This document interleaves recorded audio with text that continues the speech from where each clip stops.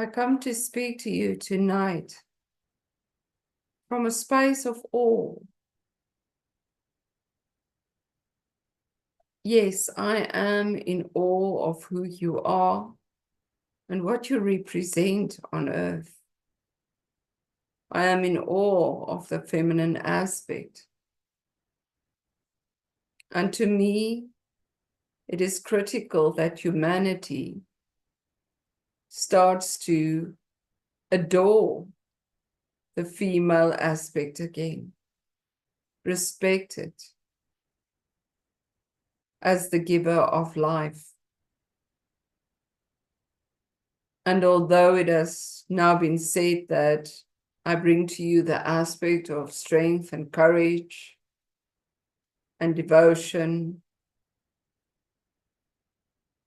what I also bring to you is the honor in saving the feminine aspect. The story about me and my life is all about the sacredness of the femininity, and that the female cannot be taken for granted. And this is why the male aspect has to support, has to rise to the challenge to protect, and not only protect, but be an example of adoration, of reverence towards the female aspect. And although this can seem like something that is part of duality, where you might think that this is now the role of the men to show up for the women and protect them, and that it is too. But how can you, as the woman, integrate that into yourself? To have the courage and the strength to devote energy to your own femininity, respect, to show up for yourself, to adore that you are the female beauty of the eternal goddess. You are the giver of life. You are the key of life. Without the feminine aspect, there would be no life. And it is only by honoring the feminine aspect, allowing her to rise beyond what was created as the profane, the abuse of the feminine as a sexual object, one that can be sold and enslaved, traded, to this very day. And this is what I rise against. And what you should rise against by being respectful of yourself. How do you treat yourself? How do you commit to yourself and the divine aspect that you are writing into the consciousness right now? You are writing a new story of how to be divine in your femininity, in your grace, in your beauty. And yet, you defile yourselves by telling yourself that you're not worthy, that you're ugly, that you're fat, that you're not good enough, not strong enough, not brave enough. I want to bring to you a loving space in which I want to show you how beautiful you are, how crucial you are to the existence of the world and what is transpiring in the world right now. Because all you see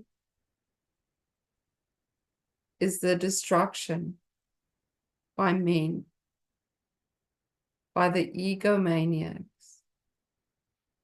And yes, some women are joining in, and they are creating that energy in themselves.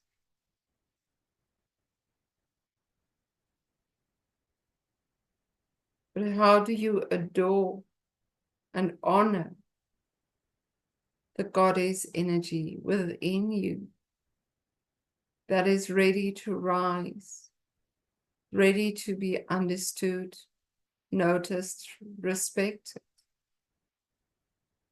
But that energy can only flow through you if you mirror that same beauty, if it becomes your habit, your essence. And this is why I wanted to speak to you tonight before tomorrow's full moon solar eclipse that's going to rattle the world a bit. Because I want to ask you to be steadfast in the way that you perceive yourself as an incarnation of the divine feminine.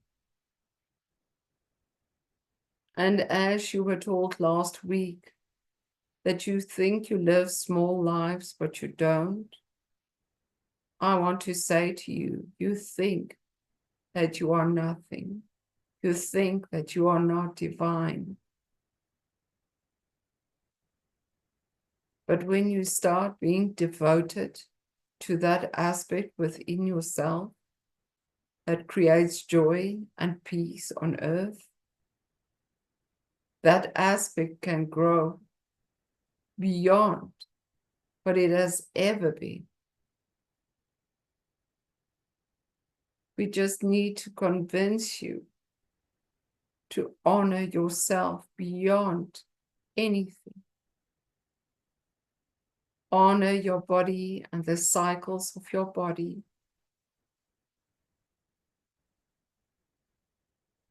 Honor your thoughts, your feelings. Acknowledge your shame so that you can rise from it.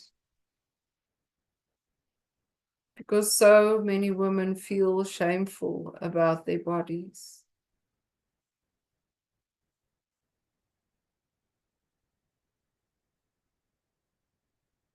And it is time to move beyond that. Not to move into the profane, but into the beauty of honoring your shape, your form, your ability to be one with the Great Mother. So remember me and ask me for guidance as I support you in supporting yourself.